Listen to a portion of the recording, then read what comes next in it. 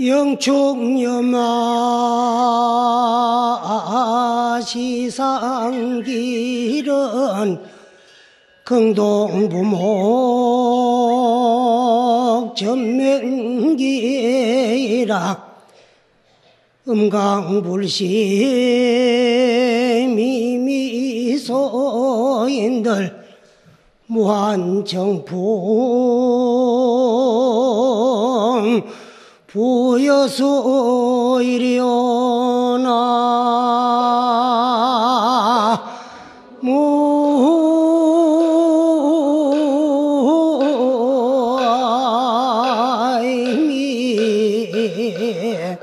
타불.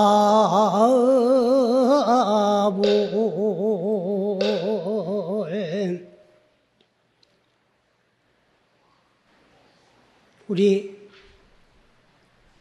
세존 부처님께서 견성 성불을 하신 이후에 중생을 교화하고 제도하기 위해서 남전에서는 45년, 우리 북전불교에서는 49년 동안에 84,000 법문을 설하셨습니다. 근데 그 84,000 중생교화를 위한 설법 이외에 교외에 별전한 도리가 있으니까 이걸 삼처전심한 도리다 그래요. 이 삼처전심은 영산해상의 거렴하, 다자탑전의 분반자, 사라상수관의 곽시상부다 그래요. 오늘 삼처전심이라 그럽니다. 그 가운데 영산해상에 거렴하는 서가모니 부처님께서 아함 12방등팔, 아함경을 12년 동안에 설하시고 방등경을 8년 동안에 설하셨습니다. 그래 아함방등 20년을 설하신 다음에 21년 동안에 600부 반야부를 설하셨어요. 그래 41년 법문을 마치고 영축산으로 들어가가지고 8년 동안에 실상모범 연화경을 설하셨어요. 그때 인천대중이 모인 그 가운데서 하늘에서 한량없는 꽃비가 내렸는데 그 가운데 연꽃도 함께 날아왔어요. 그럴 적에 범천왕이 서가모니 부처님이 실상모범 연화경을 설하실 때에는 인간 세상 중생들마다 모인 게 아니라 인천대중이 천상대중과 인간대중이 다 모였어요. 근데 그 가운데 범천왕이 그 연꽃을 부처님께 올렸습니다. 부처님은 그 연꽃을 받아가지고 옆에 놓고 실상모범 연화경을 설하시다가 느타도없이 이 연꽃을 번쩍 들어 보였어요. 인천대중에게. 그러나 부처님이 그 연꽃을 무엇 때문에 왜 들으셨는가 꽃 드는 이유를 아무도 몰랐습니다. 그때 자중에 계시던 부처님의 상수제자였던 아란존자가 빙그레 우셨었어요. 그때 부처님께서는 뭐라고 하셨느냐 하면은 오유 정법안장가, 내게 있는 정법안장가 열반묘심을 너 가섭존자에게 전하노라고 1차 전심을 하셨어요.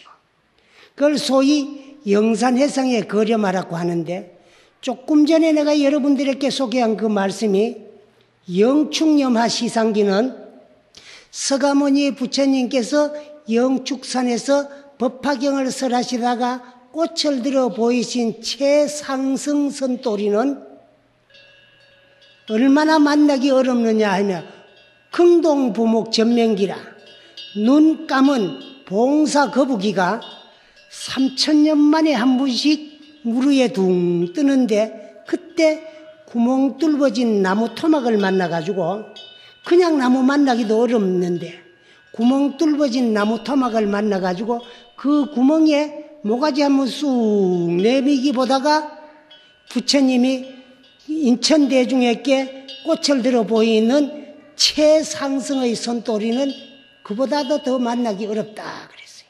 근데 그때 마침 음강불시 미미소원들 가섭존자가 빙그레 웃지 않아선들 무한청풍부여술이요 한없는 맑은 바람 누구에게 전했으리요 하는 그런 이제 개송입니다. 그래서 부처님의 꽃을 들어 보이고 가섭존자가 그 빙그레 웃어 보이니까 부처님께서 오유 정법안장가.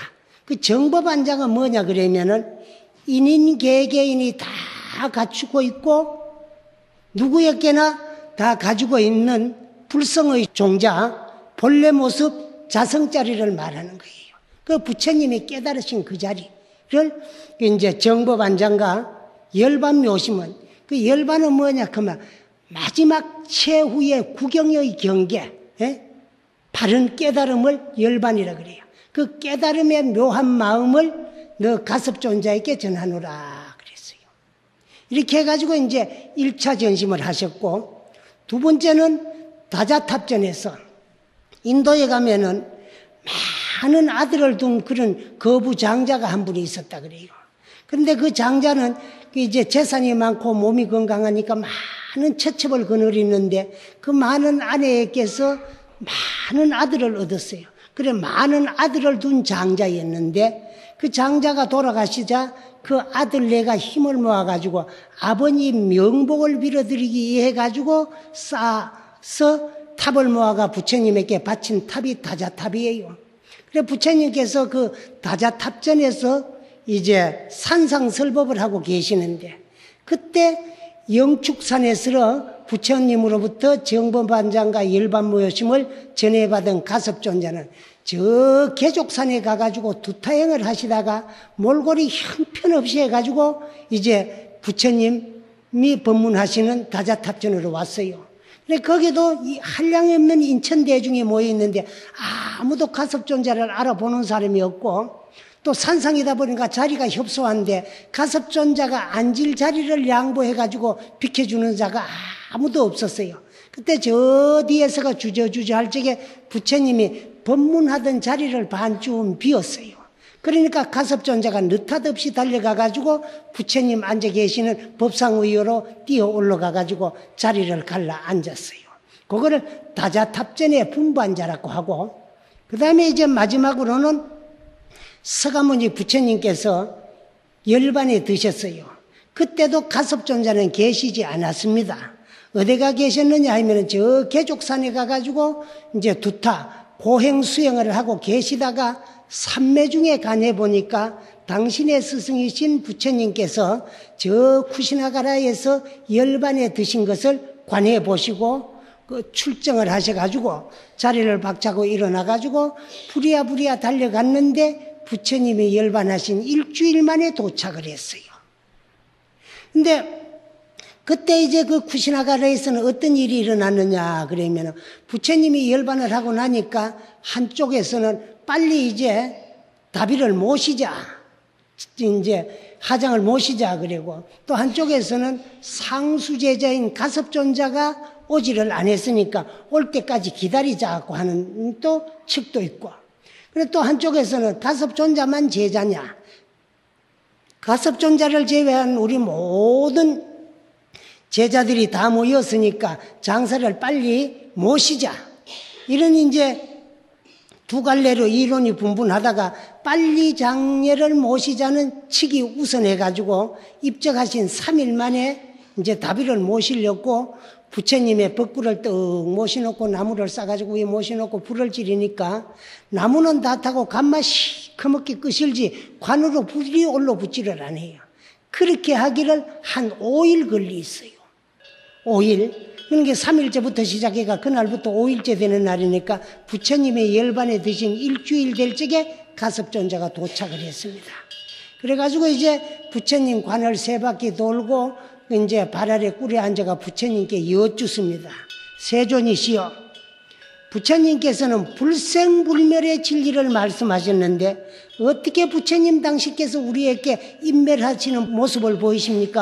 하고 통곡을 하니까 난데없이 관이 쩡 하고 갈라지더니 관 속에서 두 발을 쑥 내밀어요. 그러고는 두 발이 관 속으로 들어가자 관문이 떡 닫히면서 관이 공중으로 떠가지고 쿠시나가라 성을 7바퀴를 돌았다 그래요. 경전에 보면은 그리고 관에서 삼매하라는 불이 나와가지고 다시 관으로 올라붙어가지고 허공에서 공중다비가 되는데 거기서 한량없는 꽃비가 떨어져요. 그걸 이제 부처님의 제자들이 가사자라고 받아 모아보니까 식으니까 5색이 영롱한 구슬인데 그 이제 경전상으로는 8섬 4마리라. 그래서 이제 관 속에서 두 발을 내어 보이는 것을 곽시, 이제 널곽자 보일시자 곽시 쌍부다 두 발을 내어 보였다. 그러니 이 삼처전심한 도리야. 그래 부처님이 당신이 증득하고 깨달은 그 참 소식을 일처전심만 해도 되는데 왜 삼처전심을 하였느냐 그러면 영산해상에서 거려마한 도리는 열애손 도리라 그럽니다. 그리고 다자탑전에서 분반자한 도리는 그 조사선 도리라 그래요. 그래서 영산해상에서는 열애선 도리를 전하셨고 다자탑전에는 조사선 도리를 전하셨는데 쿠시나가라 사라쌍수관에서는 곽시쌍부를 하면서 다시 한번 높아심의 가섭존자에게 열애선과 조사선을 쌍전한 도리다. 다시 한번 부촉하는 도리다. 이렇게 해가 이제 삼처전심을 하셨는데, 그 삼처전심 하실 적에 이제 영산해상에서나 또 이제 다자탑전에서 하신 말씀이 그 이제 오유, 내가 가지고 있는 정법안장가. 그 정법안장이 뭐냐 그러면은 이제 우리의 본래 모습, 자성, 인인, 개개인이 다 가지고 있는 불성종자. 인간이 가지고 있으면서도 잊어버리고 놓아버리고 망각하고 있는 자가보장을 그 이제 정법안장이라 그러고. 근데 이 열반묘심은 그 깨달은 구경의 경계를 열반이라고 해요. 그리고 그 열반의 묘한 마음을 가섭존자에게 전했는데, 그리고 그 정법안장이라 그 이제 그거 하는 것은 이제 우리의 본래 모습, 자성, 자가보장을 말해요. 인인 개개인이 다 가지고 있으면서도 망각하고 놔버리고 잊어버리고 알라고 생각도 안 하고 또 알 수도 없는 이 마음자리를 말하는 거예요.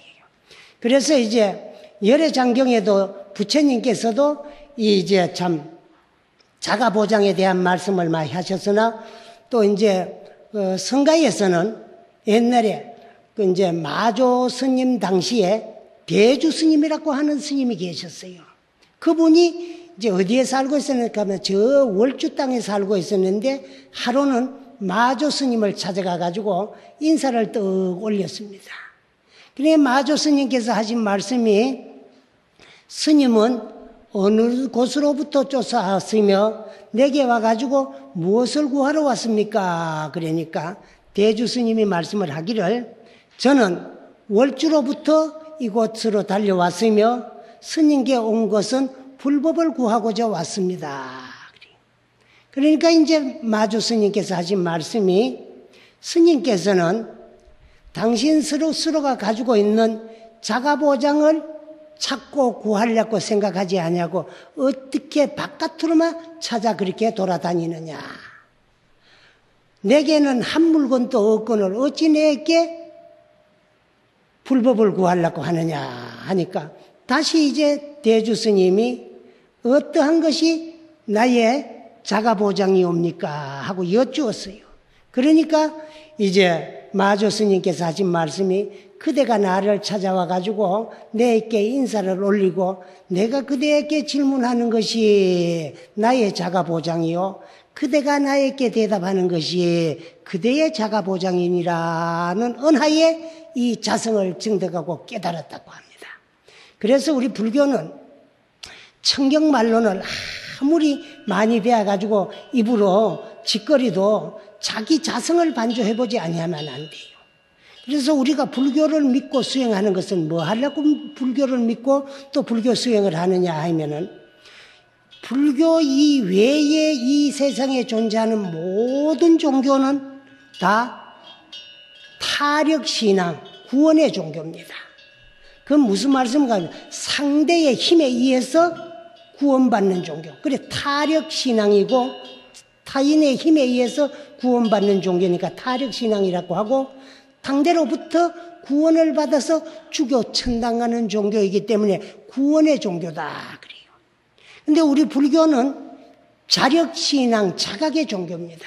자기 스스로 열심히 수행 정진을 해가지고 자기 자성을 정득하고 깨달는 종교가 불교예요. 그래 불교는 바꾸어 말하면은 내가 나를 구제하고 내가 나를 제도하는 종교가 불교입니다. 그러면 내가 나를 구제하고 내가 나를 제도하려고 하면은 제도할 나는 누구이고 제도받을 나는 누구인가 나를 우선 먼저 알아야 돼요. 그런데 우리는 만물의 영장인 인간으로 태어나가지고 내가 나를 몰라요.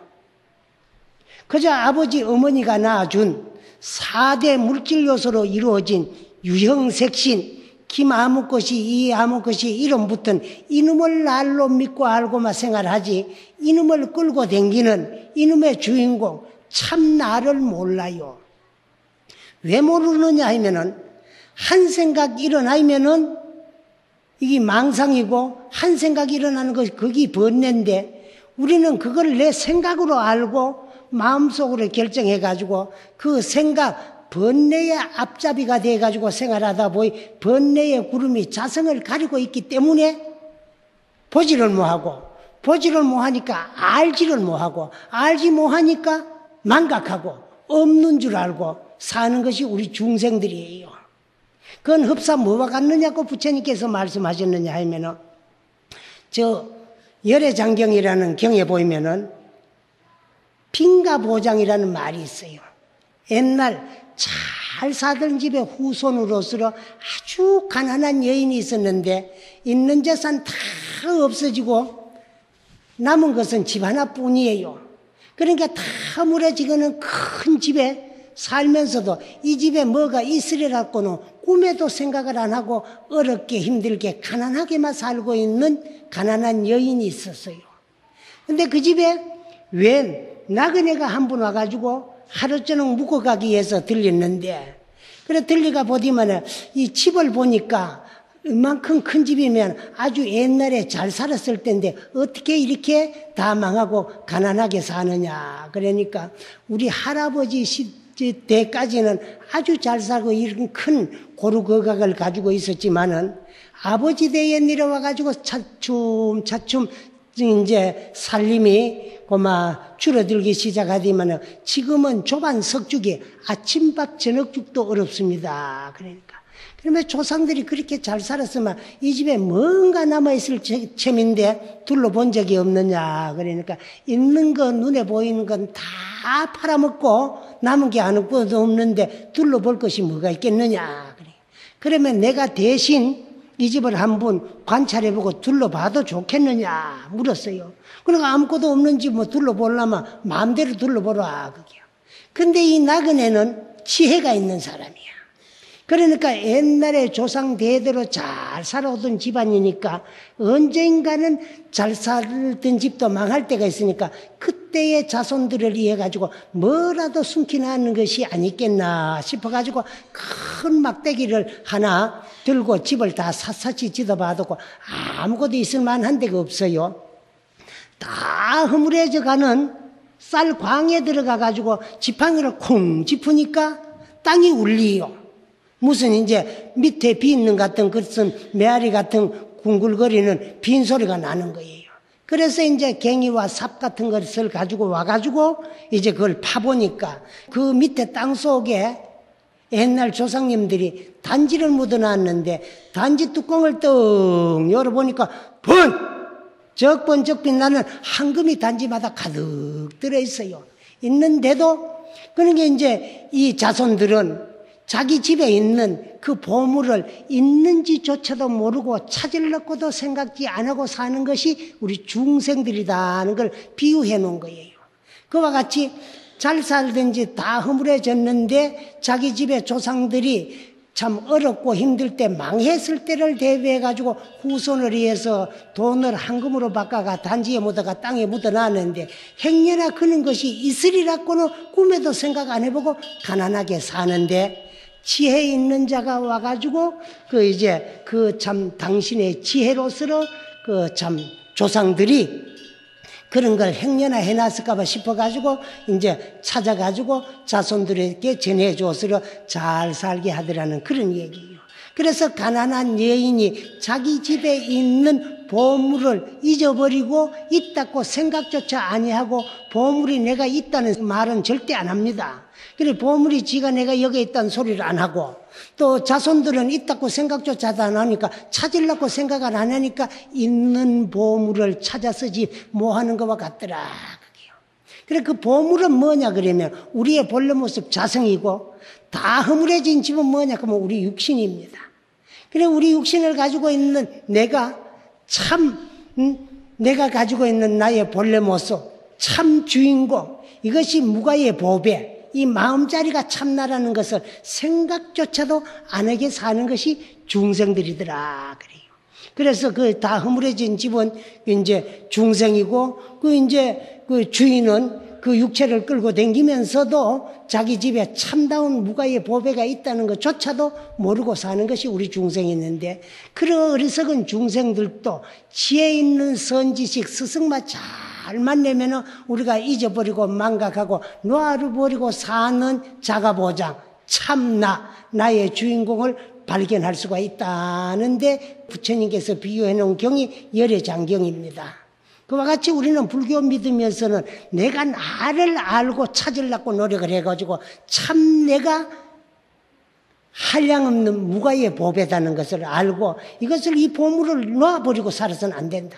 잊어버리고 살아서도 안 되고 그러면 잊어버리고 지금 놔버리고 살던 걸 한 분이라도 찾아가 알려고 노력하는 게 이게 우리 참 불교 수행이고 불교 공부입니다. 근데 우리는 놔버리고 잊어버리고 또 알라고 생각도 안 해. 왜 안 하느냐? 그럼 모르니까 있다는 생각조차도 모르니까 그죠? 현실 이것만 내 인생이고 나인 줄 알고 사는 것이 우리 중생계예요. 그래 우리 불교에서는 우리가 나리라고 믿고 있는 김 아무 것이 이 아무 것이 이런 붙은 치수화풍 4대 물질 요소로 이루어진 유형색신 이 몸뚱아리는 언젠가 내가 벗어 던져야 될 거고 이거는 가하고 참나는 이놈을 끌고 다니는 주인공 이것을 바로 알아야 되는데 왜 모르느냐? 아까도 얘기했지만 번뇌가 나를 가리고 있기 때문에 보이지 아니하는 거예요. 그럼 뭐와 같느냐?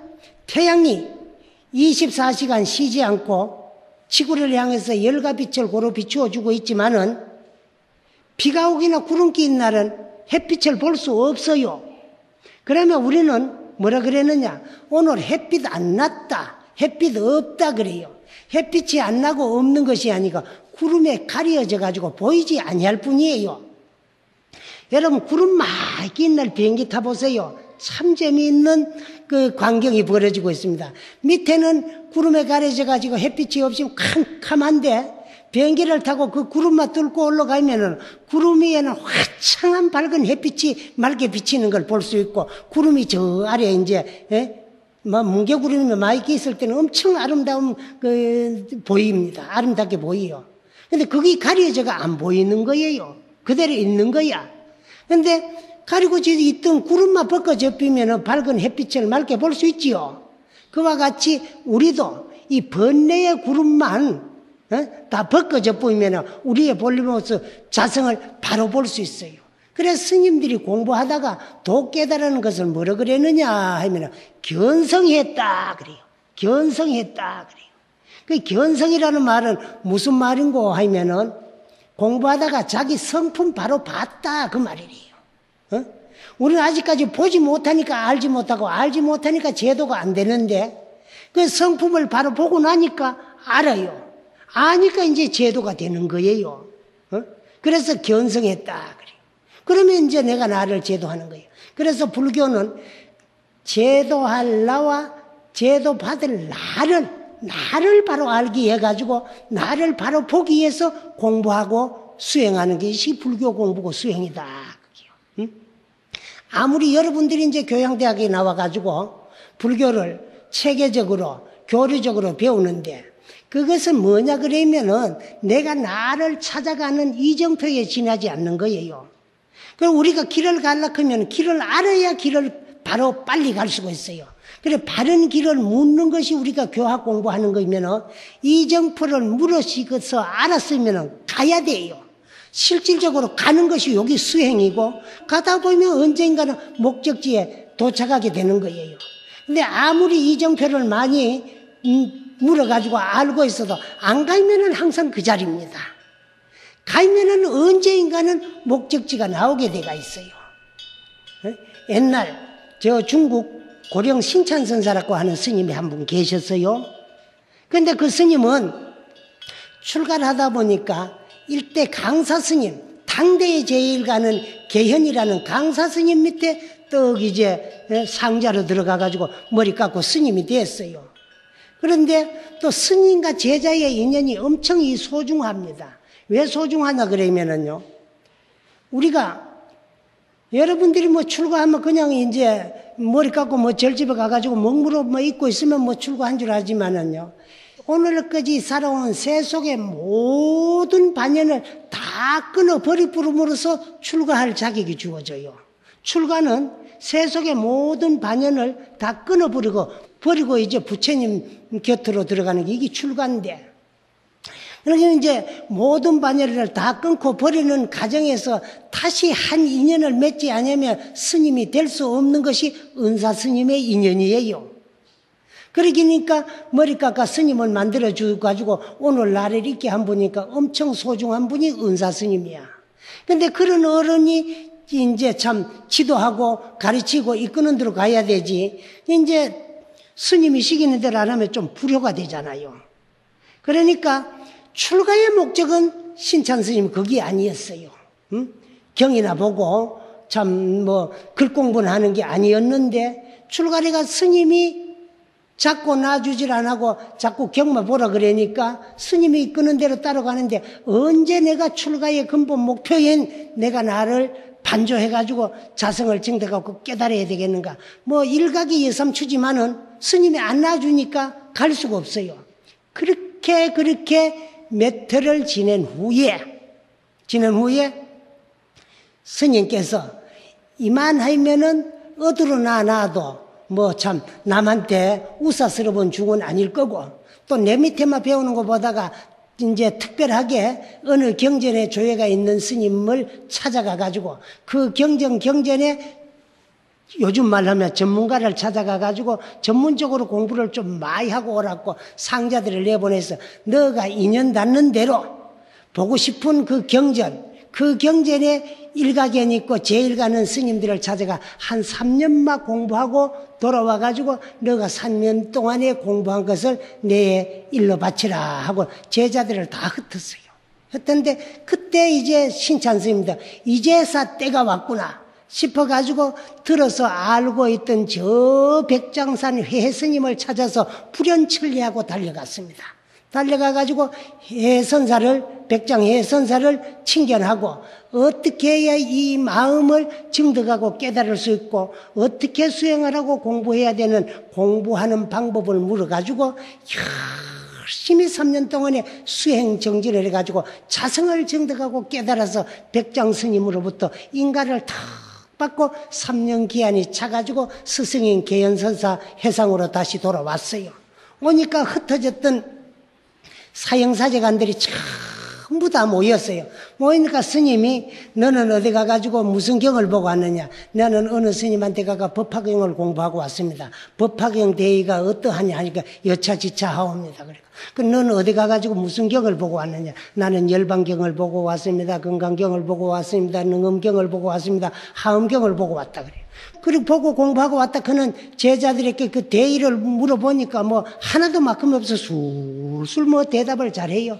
그러니까 참 부처님 밥값을 했다고 칭찬을 하고는 마지막으로 이제 그 고령 신찬선사 차례가 되었어요.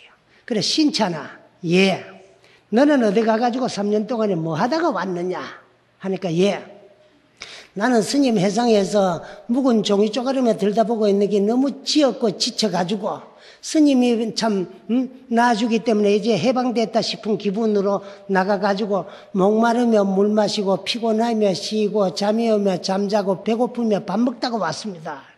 열심히 부처님의 제자가 되가 하라는 공부는 안 하고 3년 동안에 무모하게 그렇게 말이라 밥도둑질 하다가 왔었거들랑 저 말이라 내가 소임을 하나 줄 테면 그 소임이나 열심히 살아라. 예, 스님 시킨 대로 하겠습니다. 능지 성현이라야 성현의 경계를 아는데 깨달지 못한 스님이 제자가 깨달아가지고 온 것도 몰라요. 그래가지고 저 이제 밭에 가가지고 말이라 체전이나 기르고 하는 그 원두 소임을 떡 맡겼어요. 그래 그 소임을 맡아가지고 밭에 나가지고 이제 참 지심 뽑고 밥 메고 체전 가꾸고 하는데도 뭐 자성을 바로 보고 깨달았기 때문에 하나도 어렵고 힘드는 게 없이 항상 싱글벙글이야. 근데 스님이 또 관찰해 보니까 어려운 일을 시기 쓸 적에 어려워해야 되는데 어려워하지 아니하니까 또 얄미워요. 그러니까 점점 어려운 일이고 힘드는 일이라 하는 거는 그 신찬에게 다 시기요. 그래도 뭐 군담 한마디 없이 부엌에 가냐 고향주 일도 덮고 뭐 이제 창간에 가면 채공 일도 덮고 그 뭐 안 돕는 일이 없어가면서 자기 일 척척 다 해가면서 항상 싱글벙글이야. 그러던 어느 날이야. 날씨가 덥고 땀이 나가 몸이 꿉꿉하니까 목욕을 하려고 신찬아 예, 저 목욕간에 물 좀 받아놔라. 예, 알겠습니다. 학원가 물을 받아놓고 스님 물 다 받아놨습니다. 목욕하십시오. 그래 알았다고. 근데 요 문 앞에 서서 기다리다가 내가 목욕을 다 하고 나가지고 부르거든 들어가 내 손 안자리에 가는 등 좀 밀어두고 예 알겠습니다.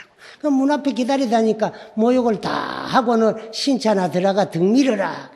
그래 예 알겠습니다 하고 들어가가지고 스님 덩어리를 밀어주려고 보니까 뭐 시주밥 무서운 줄 모르고 뚝배기가 파리 짜먹듯이 넝큼 잠삼자르게 얼마나 챙겨가지고 잘 먹고 복수용을 해놨는가. 덩어리가 막 살이자가 널판짝이만 한데 그만 살이자가 기름이 번들번들해요. 그래서 쓱쓱 밀다가 등을 한번 탁 때렸어요.